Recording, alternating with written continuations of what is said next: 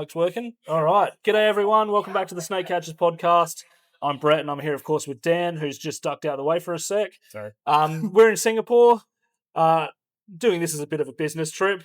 And today we've got Kalai from Acres, the CEO. So, we're going to have a good chat to you. And, we've sort of already had a little bit of a chat already, so I'm really looking forward to this. Thanks for coming on and having a chat with us. No problem. Thanks for coming to sunny Singapore, and it's going to be an interesting chat. Yeah, no, it's going to be good. It's good to be out of cold Adelaide. It's about 10 degrees today, I think it was, in Adelaide. So bit of a change, but yeah, no, it's definitely nice to be somewhere warm. Get out of the Adelaide winter. We're at the Festival of Biodiversity at the moment, so I'm not sure if you can see that on the camera in the background down there, but there's all manner of wildlife organisations from all over Singapore, as well as you guys. And you've all come together for this festival. But I suppose we'll dive straight into it. So if you wouldn't mind just giving a bit of a introduction to yourself and sort of what you do. My name is Kalai. I've been working with animals for the past 16 years in Acres, which is an NGO, a charity in Singapore. We are mainly an animal welfare advocacy group. We used to campaign for the rights of animals, but slowly that has transitioned to where we also do wildlife rescue and rehabilitation as well, which is what I was doing for about 16 years. Yeah, okay. Yeah. So Acres started 16 years ago. Acres started actually 25 years ago. Wow, okay. Yeah. And you obviously came into it at that a bit point. Later. Yeah, okay. Yeah. But you're the CEO now. Yes. Yeah, okay. 16 years of working in the sort of animal rescue field in Singapore. So Acres as an organisation, what do you guys do for the wildlife here in Singapore? So if we're talking about wildlife, you can just put it. We do two main things. Of course, one is wildlife rescue and rehab. We are so urbanized, so a lot of animals need to be rescued, relocated when they're stranded, when they're injured, and so on and so forth. While we're doing that, a lot of the times we don't actually need to rescue the animals, like a tree snake on a tree or a python in a big monsoon drain. But sometimes we need to because people are fearful of them. So while we are doing the physical work of rescuing, we are also doing the advocacy work where we talk to people about coexisting with animals and educating them, raising awareness as well. Yeah, the education side of things as well. Obviously, that's what we're big on in Australia, particularly with the snake side of things. But you guys do all animals in Singapore, don't you? We don't do domesticated animals like dogs and cats, but all wild animals. Wild animals, yeah, okay. And you've obviously got quite a rich biodiversity of wild animals here as well. Understatement. Yeah. So you do everything from your birds, mammals, the reptiles, of course. Yes. And a bit of amphibians. Few amphibians. Yeah. I can imagine they wouldn't come up sort of too often for. No, I mean, no. People do complain to us about frogs. Yeah. Okay. Being too noisy and ask us to eradicate them, but we don't entertain that. But every now and then we have gotten like a frog that got partially run over by a vehicle. Actually, and they're still alive. Sometimes we need to just help to end their misery as well. But it is very rare. Yeah. Okay. I can imagine that comes up a little bit with road accident, stuff like that. It's a big problem here. Yeah, okay. Yeah. We get that in Australia as well, but where we are in Adelaide, it's not heaps populated. So, and it's obviously a lot bigger of a place as well compared to Singapore. So that is an issue here with any sort of like mammals or reptiles in particular, or just everything really. So when it comes to roadkills, yeah. So roadkills, it affects a lot of our mammals, and fortunately, we are home to critically endangered species like Sunda pangolins, leopard cats. I'll just take these two in particular. But in Singapore, we have strict laws that prohibits poaching of pangolins, for example, for the scales for the Chinese medicine. But unfortunately, the roadkills pose a problem for the pangolins. So we get a lot of pangolin roadkills. Yeah. And that's because whatever forests we have fragmented them, and there's roads. So the pangolins are forced to cross roads. Yeah. It affects snakes, pythons as well. We get run over pythons all the time as well. Yeah. So obviously Singapore is a very developed island. And now there are these sort of wildlife reserves in place to protect all this wildlife as well. was there a point in sort of your career where that sort of shift happened, or have these reserves always been here, like when you're doing your The thing? nature reserves. Yeah, yeah. Like, Um, was there a point where they were just still being cleared, and something happened, like, hey, we've got to protect these now, or No, I think as far as I can remember, we have cleared a lot of our forests. yeah, And I mean, I'm 40 years old now, so even if you go back 40 years, we've already done, I think, most of the damage. So yeah, it's all about conserving whatever we have left. And in the last 2 or 3 decades, there's been further clearings for yeah, development, for tourism needs, and all that. So now, when they want to clear, over the years, there's a bigger need for EIA, where companies need to come in and really have a count of how much flora and fauna in, and then really discuss with nature group, this is what we're going to do. So there's more discussions now before a major decision is made, but unfortunately most of them still happen anyway. yeah, Yeah. yeah. So, I mean, at least those things are in place now, where surveys, discussions, all that sort of stuff before it is just cleared. Because I can imagine a long time ago it Yep. would have just been cleared, and that's sort of the same thing in Australia that is starting Yeah. to change as well, with the surveys to say, Mm. hey, there's all this biodiversity here, we can't just Yeah. go and ruin Fair it. enough, yeah. And going back to the biodiversity of Singapore, I mean, you've got 60 plus snake species here alone, so you've got quite a rich biodiversity for such a sort of Yeah. small island. Yeah. So let's talk about snakes for a sec, being a snake catchers podcast after all. What are the sort of main species you guys get in? Reticulated python. Yeah, All the tree snakes, and the paradise tree snakes, the twin bark tree snakes, the bronze backs, yeah, the wolf snakes, equatorial spitting cobras. I would say these are the common ones. yeah. Okay. Yeah, Yeah, your whip snakes. Yeah, yeah. because most of the time when we need to rescue them, they are in urban areas, and these few species have adapted really well To the urban areas. Yeah, okay. So sort of similar to the brown snakes back in South Australia, they do really well in an urban environment. So yeah, we're obviously snake catchers, but you obviously don't call yourself a snake catcher or anything like that.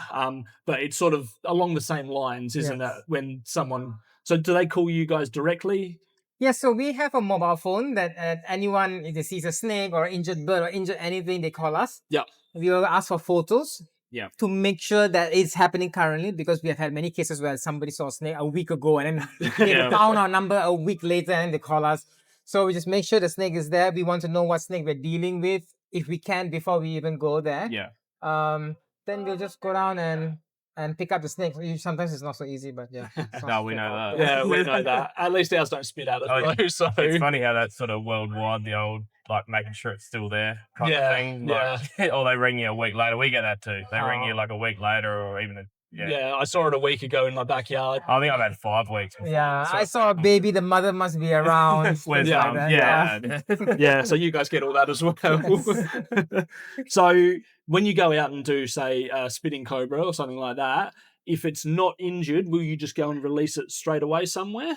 So for certain species, like say the spitting cobras, within Singapore's context, it's a bit sensitive because you do have, it's still considered a highly venomous snake. Yeah, So we will release a snake as soon as possible, but we will wait from advice from the National Parks Board on where we can release the yeah, snake. okay, yeah, Ideally further away from people. yeah, Yeah. So if not, other than that, all snakes that we rescue, yeah. we release them. Yeah, that's good. Because, yeah, we've obviously got conditions as well that a snake has to be released within a certain distance of where you catch it.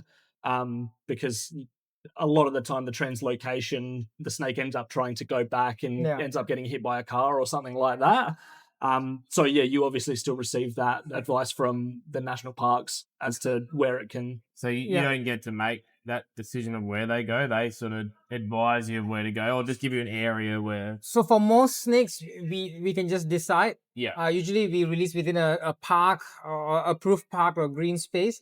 But for certain species like a python, a spitting cobra, or a king cobra, we can logically, I mean, Singapore is so small. It's not very Yeah. difficult to make an assumption of where you can release. Yeah. But we will need just some clearance from the National Parks Board Okay. because they govern the land that we release that you snakes release of- yeah. into. Yeah. See, back in Australia, we're not allowed to release in national parks or anything like that. We Ah. have to find other land to be able to release It is the snakes. opposite here. Yeah, Because in okay. Singapore, every piece of land is owned by someone. Yeah, So a forested area can be owned by the National Parks Board. The road will be owned by the Land Transport Authority. yeah, okay. Yeah, And then this building could be owned by the Singapore Land Authority. So if I want to release a snake in this library, I will need to get the permission of Singapore Land Authority. yeah, okay. Yeah, that's just an example. So it becomes more complex Yeah. and bureaucratic. So that makes it more difficult. So by the sound of it, you got a lot of people to deal with. What's the population of Singapore?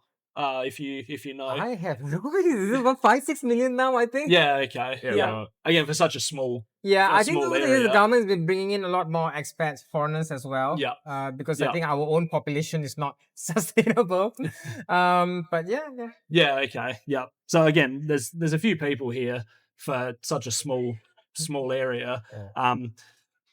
Back in Australia, and we were talking to a couple of the other guys before, the mentality around snakes, particularly again from the older generation, isn't necessarily always in favor of the snake.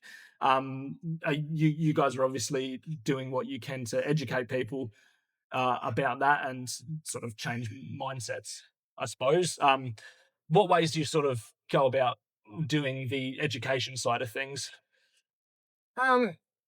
From a rescue standpoint, every time when we go and rescue a snake, or at least I tell my colleagues and my volunteers, we have to use that opportunity to talk to the members of the public. Yeah.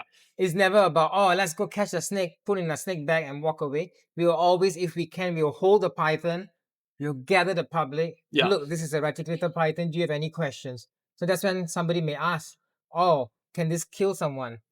Will this bite someone? Then we will be like, anything can bite. People bite people. Yeah. Yeah. So Yeah. it's more of why is the animal trying to bite you? What did you do? Yeah. So it's the best place. And when we do that, sometimes people take videos and they put it on media, and all the better for us. Other than that, this type of events help us to reach out to people to really explain to them how snakes are misunderstood. Yeah. And especially the older generation, they have a lot more misconceptions. Oh, Yeah. green means it's deadly, or triangular head means it can kill you. Yeah. Or pythons will devour you, and which is true. They can constrict, but the size matters, and they're not so big here. So yeah, it's just about sometimes you just need to keep parroting it out until people just understand. Yeah. It's a bit similar to how we sort of go about it too. Like it's just you're almost like drumming it into people a Yeah, little bit. Like yeah. it is really simple, really. Yeah. Like snake education. And at the end of the day, if we talk to 50 people, we just must be ready to accept that half of those people will never get it. So I just want to rather focus on the 25 who may get it. Yeah. And if out of those 25 people, if 5 really believe in me, Yeah, what I say, yeah. then success. Yeah, exactly right. There's Yeah. always going to be those Yeah. ones that this is what's in my mind. You can't change it, and yeah, The other thing that we always tell people, but it's not specifically just for snakes, is that you don't have to love animals or love snakes. We are not asking you to love a cobra. yeah, We're just trying to tell you that just because you don't like it doesn't mean it needs to die. yeah, Yeah, exactly. yeah, Yeah, absolutely. exactly. Yeah, that's yeah. a great point. Yeah. Yeah, again, you don't have to love them like we do, but Yeah. just understand what they're Yeah. about. Like, they're not going to go out of their way to try and hurt you. They just want to be left alone and go off. Yes, if you corner it or try and harass it, it's probably going to defend itself. But if you just take a step back, let it go, it'll probably just go Yeah. off into the other direction. And again, that's what we're big on Yeah. as well. And you are like we are seeing that shift in Mm. Australia slowly, which I'm sure it's quite slow here as well, seeing that Yes. shift. In the last decade, I can see people are more accepting Yeah. of certain situations if they see snakes.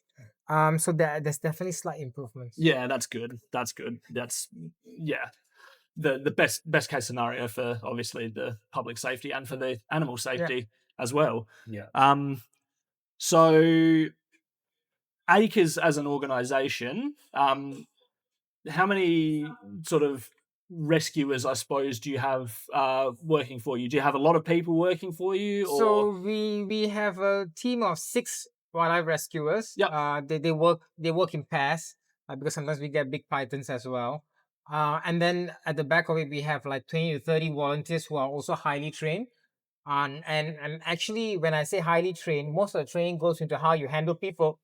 Yeah. Usually, we're not worried about the animal. At least in Singapore's context, we really don't have animals that are like huge and need to be tranquilized all the time. Yeah. So it's the people, like, how do you talk to people?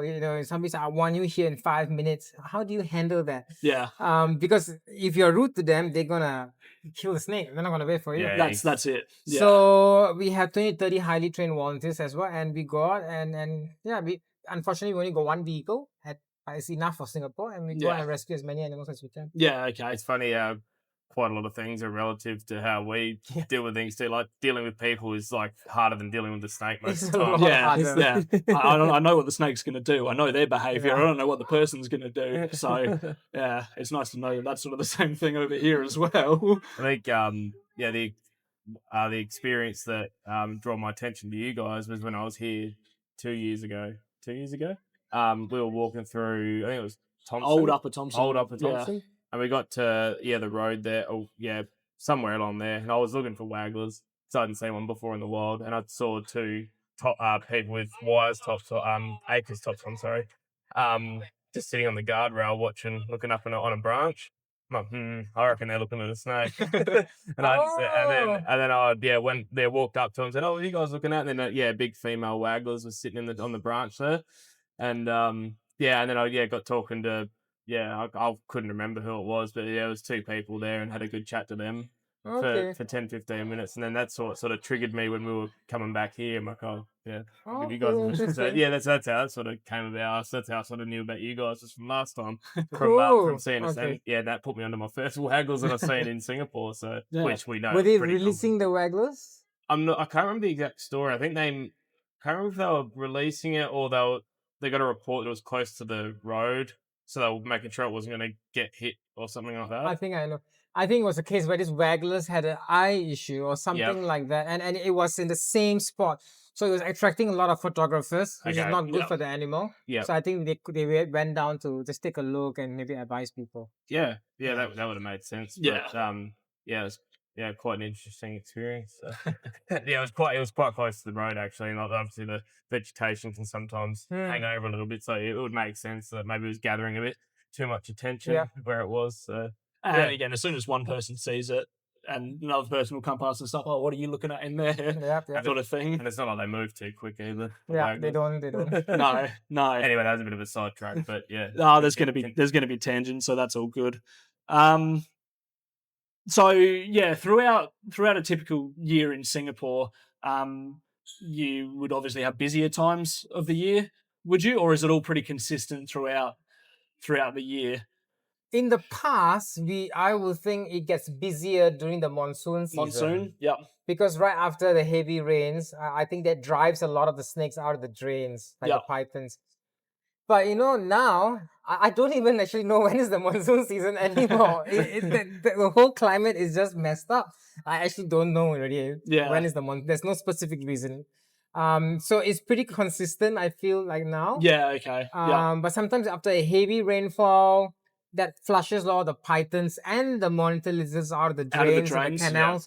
Then the people see them and they start calling us at night or in the morning as well. So in terms of a busy day, how many calls would you get, do you reckon? So last year was a record. We got 16,459 calls to our hotline. Yeah, wow. That comprises of calls for birds, snakes, and mammals. Yeah. And out of that, we rescued about 3,500 animals. Yeah, okay. Because most of it, we can just advise them. Yeah. Don't go near, just stay away. Then okay. Yeah. Hopefully, And like you said, really the busy times come during the migratory season for birds. For birds, yeah. I wasn't trying to talk about that because it's for snakes. Oh, that's all right. It's the birds migratory season that gets really insane for us. But for reptiles, it's usually the monsoon season. And last year we were a bit worried because last year was the year of the snake. Yeah, okay. So I remember that 12 years ago was the last year of the snake. A lot of people were buying exotics and then abandoning them. In 2014 or something like that. So the following year, we started getting a lot of calls for ball pythons and king snakes and milk snakes. So we have about 28 acres now. Yeah. So we were worried about last year, but Okay, I think the situations people are not buying all these exotics, which is illegal here anyway. Yeah, So people still managed to get around that. Obviously, if they really wanted to, the exotic thing. If they want, they can buy. Anyway, the illegal trade here is all online. Okay, It's all on okay. Telegram and stuff. Okay. yeah, Yeah. okay, yeah. Yeah. I mean, same in Australia. They're there. We're only allowed to keep native species in Australia. Oh, So yeah, any like corn snakes, ball pythons are not allowed to. But again, they're there. People do keep them. You're never gonna stop Stop it. it. Unfortunately, you just do your best to um keep it Yeah. as under control as possible. So do you get a few exotics through? Yeah, we have about 18 ball pythons at acres. Yeah, One wow. milk snake. We have one blood python.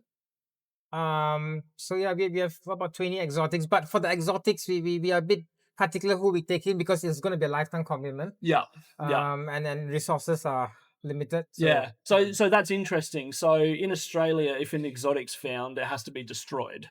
mm. So you guys obviously take them in, and we'll still give them I a think life. it's similar in Singapore. So if the government authorities get a ball python, because it's also not a highly conservation significant species, they'll probably euthanize. Yeah. Okay. So that's where we come in because this is unfair. The animal did nothing and then the animal needs to die. So we try to take in the animal, but at the same time, as a charity, you only have so much space. Yeah. Exactly. How many do you want to take in?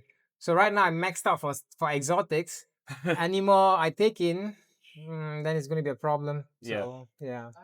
Yeah, interesting. Yeah. It's a problem that I think exists at every charity, Yeah. Everywhere. Yeah. Everywhere. Yeah. We want to save everything, but we can't. You can't So, do it. Yeah. Yeah. Exactly. Would I be right in saying that a lot of them are coming across the border from Malaysia? yeah. Yeah. I will think for the snakes because I do think they're captive bred. A lot of ball pythons we have are morphs. Yeah. Okay. So I don't think they're definitely not wild caught. Yeah. Yeah. So they're probably coming from Thailand or Malaysia down. Yeah. But for other animals like our Indian star tortoises and other turtles, they are wild caught and Yeah. trafficked. Okay. Mm. Yeah. That's interesting. Yeah, 'cause obviously, the laws are a little bit more wild over the border, like Malaysia, Thailand, are a lot more different when it comes to that sort of stuff. I think isn't the it? only difference is, without going into specifics, I think like even Malaysia has good laws. Yeah. But also the enforcement that Isn't varies, quite the there. level of enforcement. Like Yeah, isn't quite there. Yeah. Yeah. So the level of enforcement here in Singapore is obviously a lot more than it is over in definitely. in Malaysia. Yeah. Yeah, interesting. So just going on from the sort of exotic snakes, people aren't allowed to own snakes at all here, are they? No. Unless you happen to get a permit from the government. Yeah. Is that a common thing? People get permits or not really? That I have heard of. We have permits to keep snakes. Manda has permits to keep snakes. Of obviously. course, yeah. But other than that, no, not that I've ever heard of anyone having permits to keep snakes. Yeah, okay. Yeah. Yeah, so that's like in Australia, that's a pretty common thing, obviously. I think you can keep one basic like reptile with no permit. Then if you want any more than that, you have to have get a permit. But then every state is different in Australia too. Yeah. Yeah. Yeah, that's interesting. I'm assuming that's for all sort of pets like that, not just snakes. Yeah, all snakes. The only reptile you can keep in Singapore legally, and actually it's easy in Singapore. The only reptile you can legally keep in Singapore is a radius slider. So how are they when they're invasive, aren't they? They're invasive. So we're telling the government you need to ban the radius slider because it's already in all our reservoirs. Yeah. And every pond and they are starting to push out our native turtles. But they can't. They just can't, from an economic point of view, they can't stop the trade of the turtles from coming Well, in. it makes too much money. That's sad, isn't it? And then I suppose that cycle just keeps going. They It get just it, keeps they don't going. want it, they just let it go. Yeah. And then that just... I think that's a wild thing, isn't it? Like how they're invasive. There's so many in the wild, like out in the wild, yet you're allowed to easily. So people buy them because when they are being sold, they're sold as hatchlings or small cute little babies for like $2 or $3. Yeah. I think now it's about $5-6. And then when they grow bigger, they just dump them. Yeah, throw them away. Then Yeah. just get another little one. And... Yeah, it becomes like a buy on impulse for fun thing. And a lot of them survive, and then it's a problem for our local wildlife. and some don't survive, they die or they get run over by vehicles, then people call us, but we don't rescue them because you can legally keep them as a pet, so they're pets. Yeah. So we then what do? We can't release them after that. Yeah. We don't want to start keeping radio sliders because we know that Yeah. that will end. It will just be non-stop. Yeah, exactly. Yeah, Yeah, that's it's a wild situation, isn't it? yeah. But like I said, they're trying to protect from keeping other things that might potentially get released, but the ones that are already out there, yeah, it's different, isn't it? Yeah. Whereas, like I said, in Australia, we can keep anything that's native on a different permits, but nothing that comes from overseas. I don't know how true this is, but I heard from someone, this is just speculation. They said that the reason they cannot ban the radio sliders here is because of the FTA with America, the free trade agreement. Yeah, okay. Yeah, right. That's interesting. Yeah. Wouldn't surprise me. Yeah. Guess, Yeah, right. That's then once again, wild. money involved. That's the sad thing about it, isn't it? Yeah, there's always got to be some sort of financial gain or something in there, which is why it's not being stopped, I suppose. Bad. Yeah, okay. Yeah. Yeah, wild. So as your rescue thing, you rescue mammals, birds, snakes, all that sort of stuff. Do you do much work with crocodiles or anything like that? So I trained in Malaysia Yeah. to handle crocs. It was literally like a 2-day training. When I came back to Singapore, luckily we didn't have to handle crocs so many times. Yeah. But I've handled them 4 times In your 16 years? in my 16 years. Yeah. And I wish I don't have. Okay, so it's actually fun, but the problem with crocs is there's no margin for error. No. Yeah. So especially if I have my colleagues with me, there's no margin for error. You can't screw this thing up, guys. So we have 2 young crocs. It was only about this big, so that's straightforward. Then I had like a 3 meter and a 2.5 meter, which I think to y'all will be like, this is small. You still make a mess though. But for us, being we have Asian quite small size. We were like, okay, this is fun enough for us. I don't want anything bigger. So one was they entered the golf course. Yeah, okay. Yeah. And then was swimming in their pond. The other one was entered a fish farm. Yes. So we just had to catch the fella and put them up. Yeah. Do you if you have to catch one, do you relocate it or is it destroyed? Because in Australia, up in the Northern Territory and stuff like that, there's management zones. So if a crocodile comes out of there, it's not relocated. It's either sent off to a croc farm or destroyed. So the 4 crocs I handled was like a decade back. Yeah. Now I know. Now there are more sightings of crocs in our coastal areas. Yeah. This could be due to something that's happening within Singapore or our neighbors. Maybe there's some new port being built, destroying the habitat of the crocs, so they're coming over. So now I know that if a croc has been rescued here, I probably won't be allowed to release the croc. Yeah, okay. Yeah. So unfortunately, just recently there was a croc that was following our our coast recently, and he went to Sentosa, which is a tourist island. Yeah. Unfortunately, they caught the croc and I think I did see that. Yeah. So we as an animal welfare NGO, we will always speak up against it. Yeah. Because our argument is that I think that was like a 2-meter croc. You could have used the opportunity to really track the croc and find out, put a tracker or something. So we haven't done that here, and very often we are following what studies in Australia show, but sometimes we argue that in Singapore it could be a different thing that's happening. That's it. It's a completely different part of the world. It'd be good to get information on that, particularly again for around the area to see how far they're going. Yeah. Is the crocodile population good around the island? So most of the crocodile population here is confined to one area, which is the west, near the mangroves. Yeah. And then there's big forested areas, which are the military training grounds. So they're found in that areas, but it's totally off limits to people. Yeah. So I think, I'm not even sure what's the number. It's probably like 80 or something like that. Yeah, okay. But there are incidences, I understand, that crocs go to the floating fish farms as well, where they catch and breed fish as well. So people who work near them do not really fancy them. Yeah. Some of these are the big buggers, like 3 to 4 meters. Yeah. So, yeah. So it can be Yeah. tricky. Yeah. Yeah, tricky. Yeah. Another crocodilian species you used to have on the island was false gharials, wasn't it? Oh, was it? I'm not really sure about that. Yeah. Yeah, I'm pretty sure there used to be false gharials here many, Oh. many years ago. No, But we definitely don't yeah, have I'm that. assuming they would have all been Yeah. hunted. I think hunted historically out. we used to have blood pythons, Yeah, okay. but now we don't have. So even the blood python I have, we assume is a Yeah, either yeah, exotic or stowaway. yeah. Has there been sort of many extinctions on Singapore since the country has been developed with any particular species? Because like in Australia, we've got very high mammal extinction rates from all over the country, in sort of developed areas. Mhm. So is there sort of much of that here, or not too I bad? think one classic example would be the samba deer. Yeah, So now only as you know, through such events, more people are getting to know that Singapore is home to deers that are this tall. yeah, A lot of Yeah. people get shocked even now. What do you mean? What are you talking about? And these deers definitely were here when tigers were here. The Yeah. tigers, of course, were shot down totally.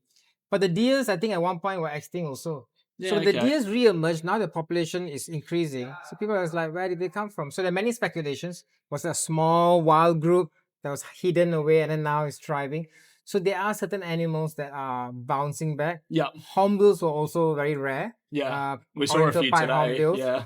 But now there's so many of them. We're actually starting to get complaints from people about them. Oh, really? It's always that goes. Yeah. yeah, One yeah. extreme to the other. Yeah. Just about extinct, and then there's too many of them. Yeah. Yeah, ridiculous. Smooth-coated otters. That's another classic yeah, one. okay. They only started coming back into the mainland in 2015, 2016. Yeah, not that long ago. Not too long ago. So that's when Singaporeans were like, oh, we have otters. It's so cute. In the city, literally you can have an otter running through the road here. But now, moving forward 10 years, a lot of people are complaining about that. Yeah. Because they go into people's homes and eat their koi, their expensive ornamental fish. I know a guy who lost like 50,000 Singapore dollars Oh, hell. in 5 minutes. Jeez. So, Just from the otters getting in. yeah, so now the whole, it just changed completely. Yeah. Yeah, right. Yeah, it's funny how things change like that, isn't it? Over And also over time. people are never happy. No, people are never happy. No matter which way it goes. Never happy. No. Yeah. No. So we'll go on to sort of a bit of rehabilitation stuff now. So obviously if you guys get something in, you'll get it looked at by vets, I'm assuming. Yes, so You- we have a vet team, we have a rescue center. So the animal is injured. Yeah, we'll give it the treatment it needs. Yeah. So are they specifically like ACRES vets, or are they just a wildlife organisation group No, as we well? have our own full-time vets and vet Yeah. nurse. Oh, that's That's good. that's That's awesome. good. Yeah. Yeah. So then, yeah, you'll obviously keep that animal for however long it needs to be, Yeah. and we'll do- medicate, etc., until Correct. it's fit for release. Yeah, it's always tricky because if let's say we have gotten injured pythons, then feeding him will be, they usually will not eat anything. Yeah. But it's okay. They can go for a period without eating. But we just focus on the treatment and the healing. Yeah. And once we think it's ready, we will release the bugger. Yeah. The thing with reptiles as well is they take so long to Yeah. heal compared to birds or mammals. You just have to end up keeping them for Yeah. a lot longer. 6 months, 7 months. or Yeah, something. yeah, wow. At least, yeah, like you said, with a retic, they can go that long without a feed. So, Yeah, it's not so bad. yeah. No, that's good that you've got your own sort of vet team, Yeah. as well. That Oh, when you get over 16,000 calls, we yeah, need our I own can vet team. You imagine. need it, don't you? Yeah, that's a ridiculous amount of calls. That's insane. Yeah.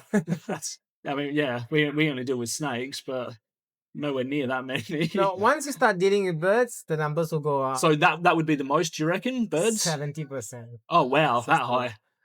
And then reptiles. Reptiles will be second. Yeah. Mammals will be the smallest group. Yeah, okay, so the mammals are the least. Yeah. Yeah. I suppose that would make sense, wouldn't it? Yeah. And like you said, particularly in the monsoon when But it's the reptiles where most of the time they're not injured at all. they just don't. We're just saving the people from them. They just someone Saving. just doesn't want it in their Yeah. backyard or something. I mean, that's a lot of the calls we get too. Yeah. Like, a lot of them are just like, you're talking people out of like going out there because one, the reptile probably, the snake's probably not even there anymore, and two, it's yeah, it's probably not an issue. Yeah. And you're just gonna try and again, like educating on the phone half the time. Yeah. Trying to Yeah. Oh, yeah. A lot of the time, you get a call for a brown snake, it's just passing through and they'll never see it again. Yeah. Yeah. I'm assuming that's the same for Same. a lot of the snakes here as well. Yeah. I suppose in South Australia, we don't have any non-venomous snakes in our immediate area. It's all So venomous. everything is venomous. I Yeah. mean, pretty much deal with two species, like eastern brown snake and red belly black. Okay. Like Yeah. that too. Like and probably 90% eastern browns. Oh. So literally, that's all we literally And deal with. the snake that just happens to have the worst reputation out of any in Australia. So we spend a lot of our time is battling against that too. So, Yeah. Particularly being the second most venomous snake in the world. something to do with it. Yeah. Yeah. So obviously there are venomous snakes here in Singapore. You've got your king cobras and your spitting cobras and pit vipers and stuff like that. Are there many bites that happen, or is it not too bad? When we rescue them. Or in general, like public and stuff getting bitten. So in our work, we make sure we try not to get bitten by any snake. Yeah, that's And the primary reason is because we don't want people to have videos of the snakes biting us, then they will use it to, look, snakes are evil animals. And all that nonsense. But with venomous snakes, we are totally hands off. Yeah, We only use the thongs because we do have volunteers, so we don't want to risk people. Yeah. If the situation where you need to handle them by hand, then one of us, so 2 or 3 of us who are highly trained will go in. But in the island, actually, no, there are very rarely snake bites. And you will think even when there are snake bites, now if you ask me, Kalai, if a venomous snake was to bite in Singapore, what species will it be? I'm gonna guess Equatorial spitting cobra because they are island wide. Yep. They're a bit in your face all the time.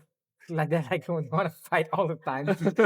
And they love the urban areas. Yeah. But no, thankfully there's very little incidences, if not none, that I can think of. But we had a few cases where we had pit vipers biting people, but it was totally accidental. Like people step on them. We were talking about this last night. Like while we've been here, we've gone out, looking for species and that sort of thing, and you sort of have to be careful. Like you get just like overhanging. Don't brush up against it. Yeah. Do you wonder like if it ever does accidentally happen when if someone was walking a trail not looking for them? It can happen. Because again, they won't move. They'll just sit there and you won't see them. Obviously, again, for the amount of pit vipers, especially wagglers that are on the island, that there's not many bites. That's pretty good. The few bites that have happened here that I'm aware of is the short pit vipers. Yeah. Okay. Yeah. Okay. So the mangrove. Yeah. It's interesting considering where they normally sort of hang out. I guess. So I think there was one incident where maybe it was the tide or something got washed to a floating fish farm. The snake climbed up, and then the worker working there reached out behind his box, and the snake just happened to be there. Just an accident again. Just an accident. Yeah. But obviously, not common at all. Yeah. Snake bite in general in Singapore. Usually, snake bites when they happen here, it happens with pythons. Yeah. Okay. Because a lot of people know that they're not venomous. Yeah. So if they see a YouTube video they think they can try and do it themselves. Yeah. So you might be able to do it halfway, but if you panic halfway and everything goes bad, then they get bitten, then you're in totally panicking because now snake's not gonna let go. Right? And big snakes as well. Yeah. It's even like with the smaller snake, even though it's not venomous, there's obviously the risk of infection and all that sort of stuff. You can still have a bad day definitely have a bad day from them. Yeah. Yeah, for sure. Yeah, I think that's how a lot of bites happen in Australia as well. People trying to either catch it themselves, harm it, or kill it. Oh, they might not dare do it with a king cobra, but they see a python, they start tailing it and pulling it backwards. Yeah. Because if you're skilled, you can do that, but sometimes they're not, or they don't even realize they're backed up against the wall. Yeah. They're cordonal. Yeah. Then something goes wrong, then they start blaming the snake. Yeah. The snake, you see, I told you to bite me, and then you're like, dude, you're not supposed to handle it. It's like cool acres. Yeah, literally. And that just again goes back to the whole snakes chase people and all this sort of stuff as well. I've never had a snake chase me. I don't think anyone ever has. No. Again, the defensive behavior is misinterpreted for aggression. Yes. When in reality, it's just, hey, leave me alone. I just want to go this way. Yeah. But yeah, the spitting cobras sound sort of very similar to the brown snakes, Brown snakes, in yeah. Australia. I'm assuming they're rodent feeders, the No, cobras. here they mostly feed on lizards. Yeah, In okay. the morning, Yeah. your typical garden lizards. That's what they go for. Yeah. Yeah, I'm sure they go for rodents, but I think they have an easier time catching the catching the lizards, lizards. yeah. Yeah, That's okay. normally the correlation, like in Australia, with like the eastern brown, like they love rodents, and obviously where there's humans, there's rodents, and that's what and yeah. frogs. Frogs. Yeah. Yeah. So then that's just draws them in. So then that's why they're the most commonly found snake around people, unfortunately. But, Yeah. Again, we like they do very well in an urban environment that we created, Yeah. and then whinge that they're coming in. And obviously, like the urban environment created here is obviously good for the lizards or whatever that they're feeding on, and vice versa. Yeah, definitely. Well, yeah, just do a few more just on sort of venomous snakes. Again, that's sort of what the whole chat's about. Do you do much rescue with the king cobras? Have you got any interesting stories with them? So I've handled quite a few kings. Yeah. It's the only snake here that just gives. I'll be like be cautious with the king. Yeah.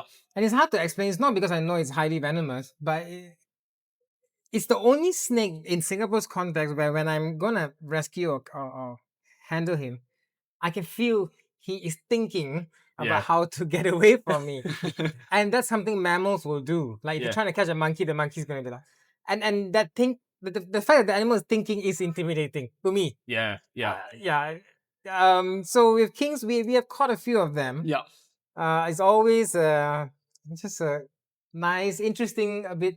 They have a presence about them. They have a presence. Yeah.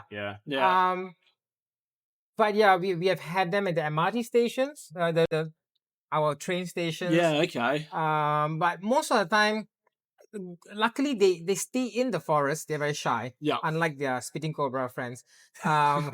But once in a while they do come out. They get lost in urban areas, like 3-meter ones, 3.5-meter ones. So we just need to rescue them. So I've handled quite a few. Yeah. Is that just the case most of the time? They just come out and lose their way a little bit and can't find their way back? Yeah.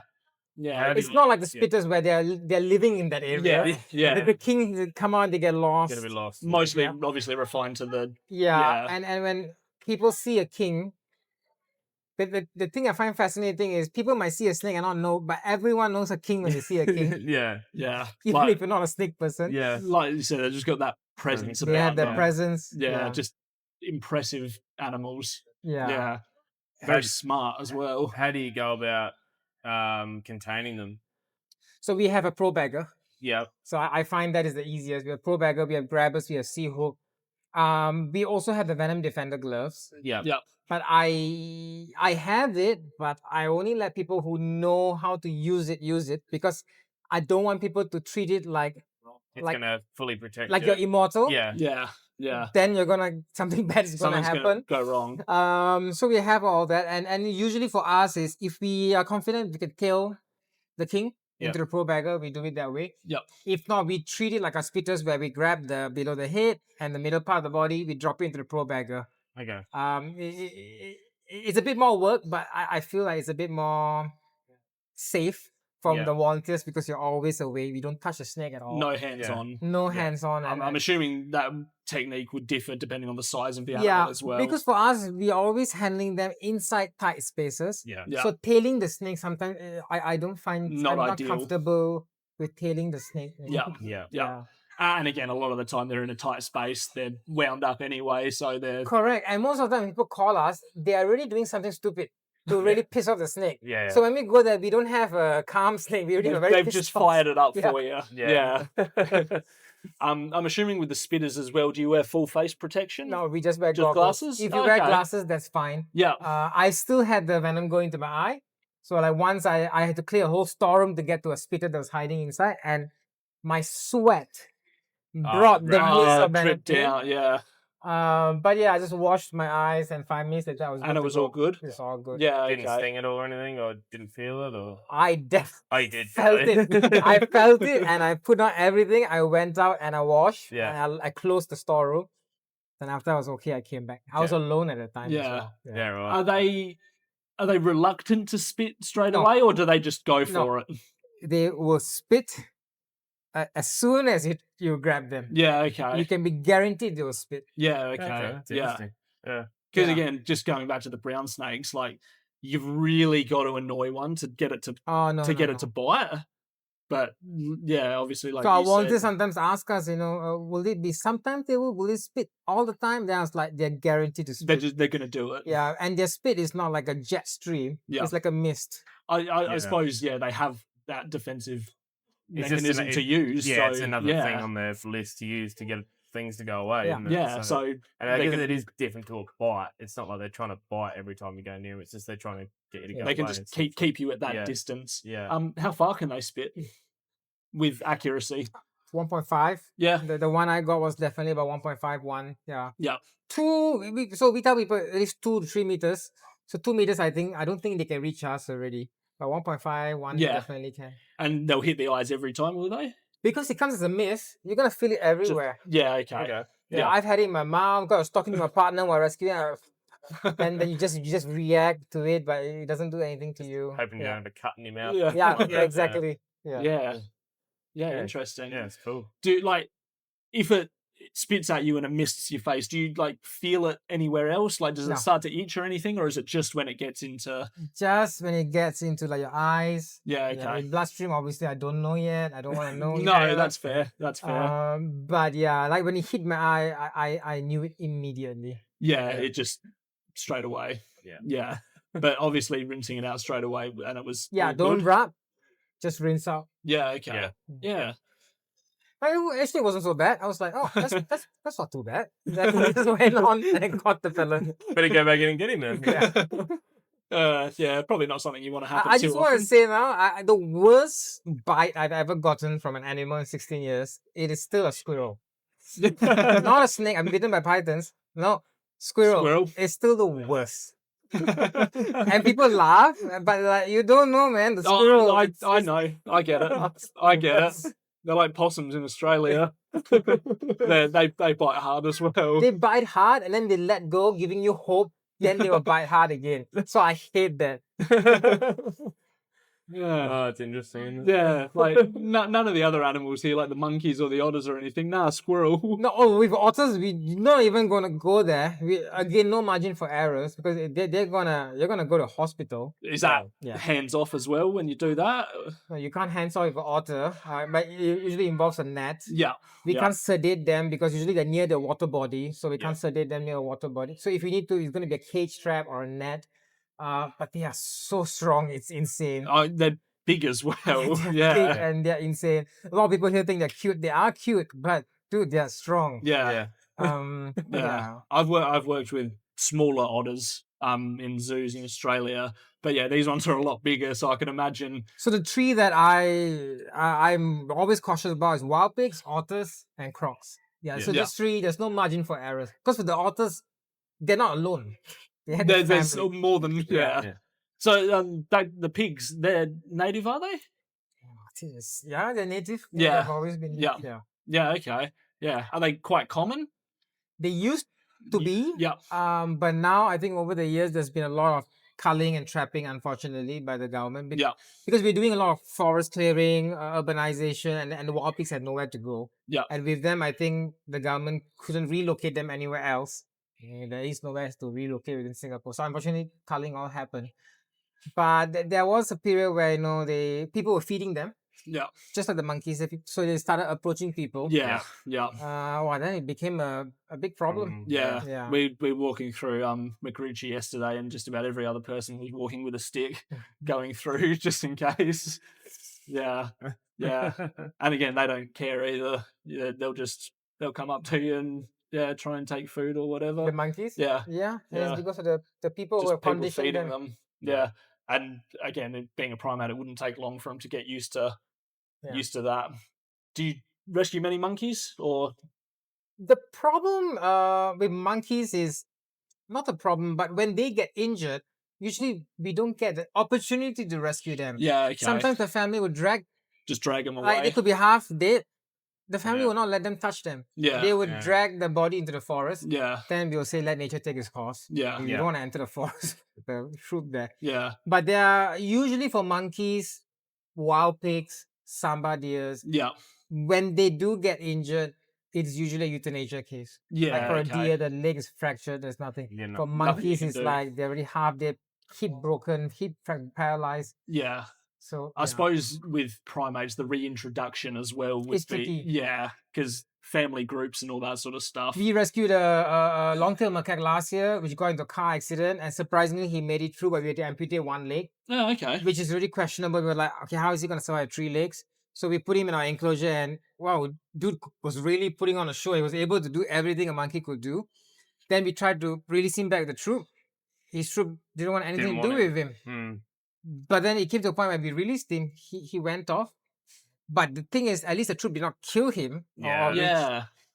Yeah, so we let it be. And the next 2 days, he was found with 2 more males. Yeah. Like Okay. foraging with them, we thought, okay, At least it'd be easy to spot. yeah. Then another 1 month, he was still alive. So we were like, okay, that turned out the best way possible. Yeah, that's good. Yeah. Yeah. Yeah. Yeah, That's cool, absolutely. Absolutely.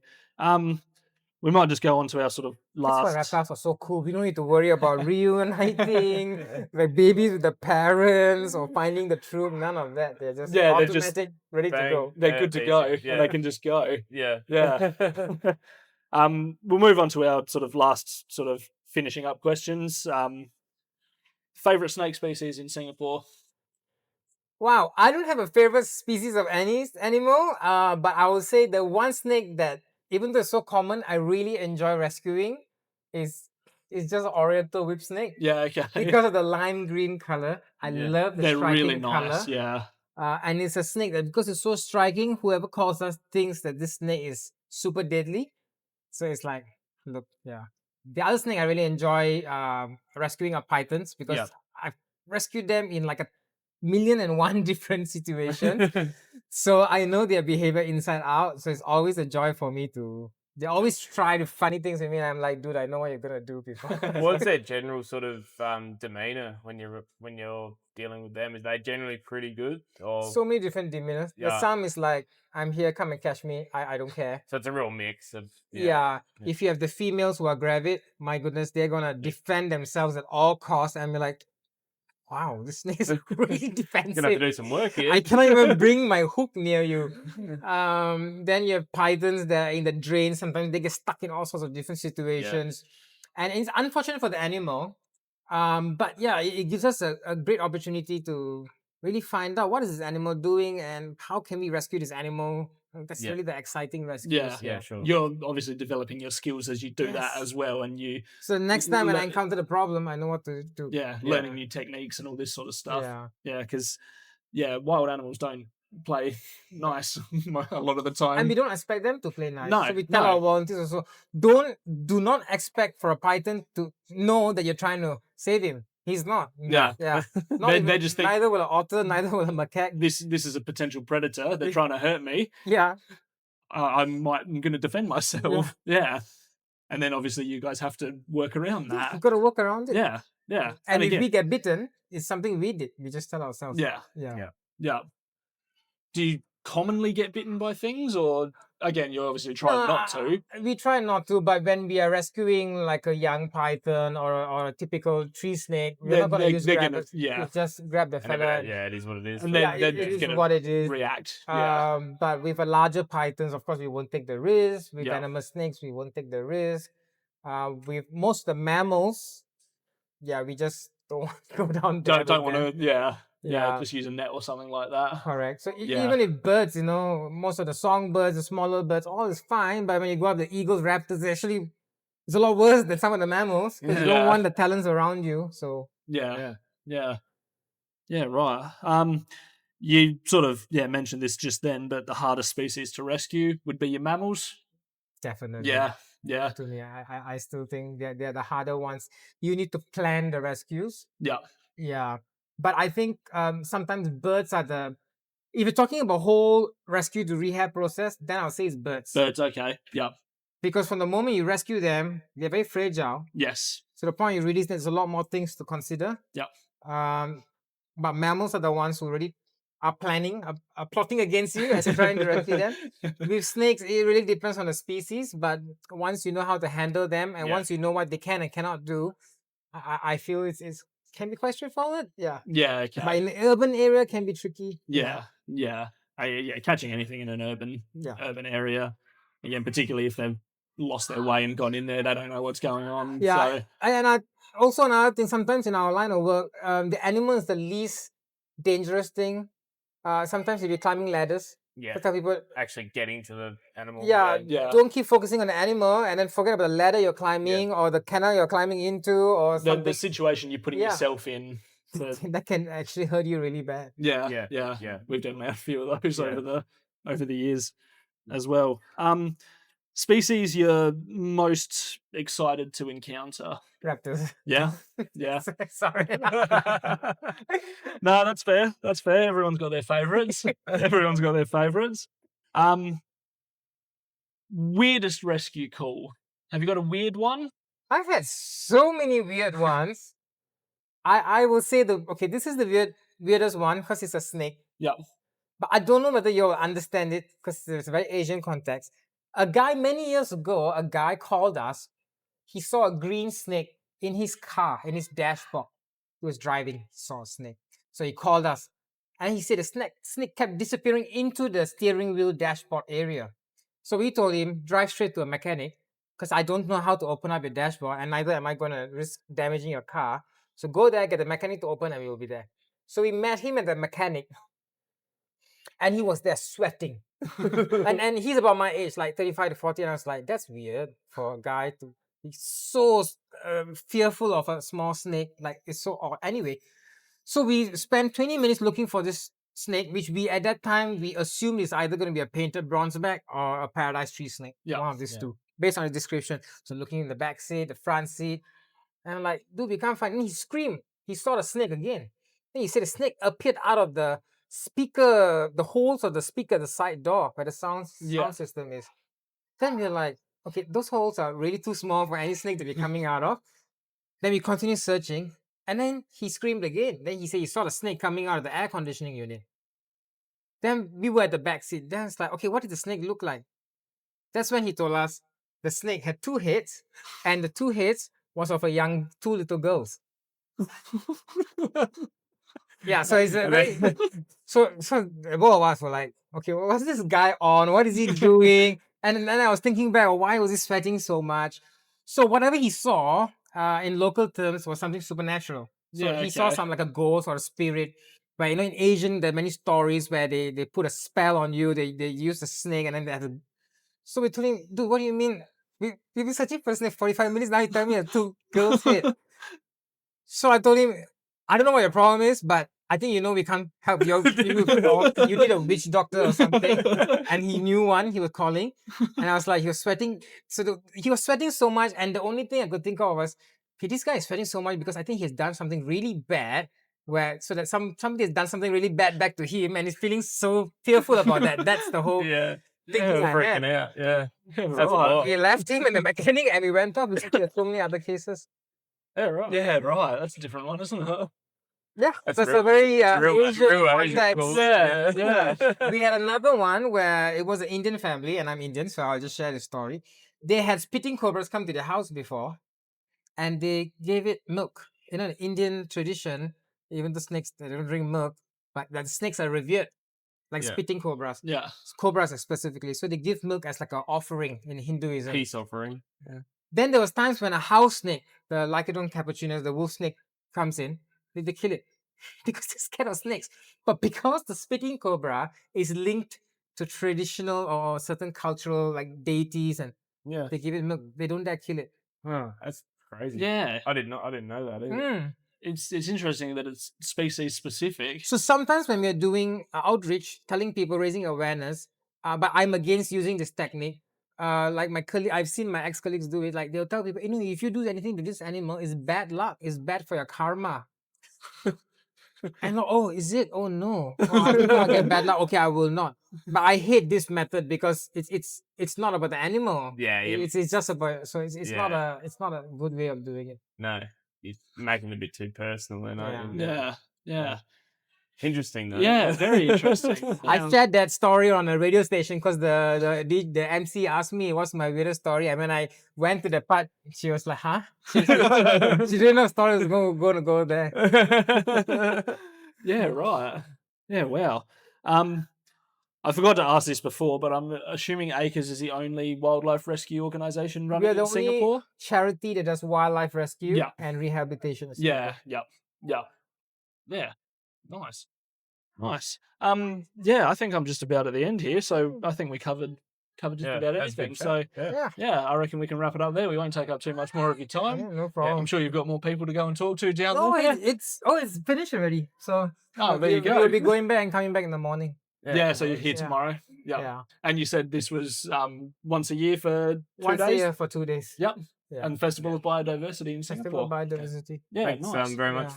for giving us some Let time. me try and I will get back to you. See if I can bring you to a rescue center tomorrow. That would Yeah, be awful yeah. if we could Yeah, go there in the that'd be great. afternoon or Yeah. something. I would appreciate We that. only have Yeah. ball pythons because the native snakes we release them.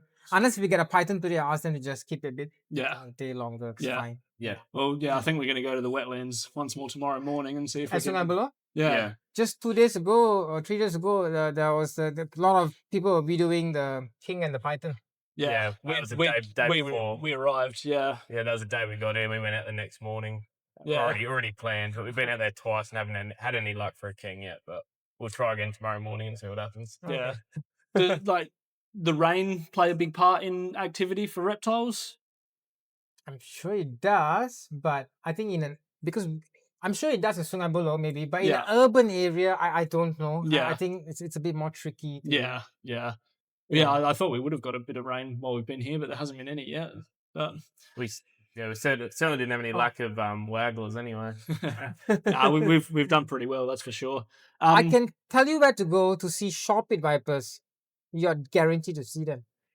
Whereabouts? Pasir Ris. Yeah. we've been. Yeah. Oh, you already been? yeah. Okay. Yeah. I was going to see if you said somewhere different. Oh, okay. We went there first night. First night we we went there. literally got off the plane and then went out there that night, and we got 2 out there. Oh, So, yeah. which is cool. Yeah. Um, Very nice snake. Yeah. Very nice snake. very nice. Yeah. Yeah.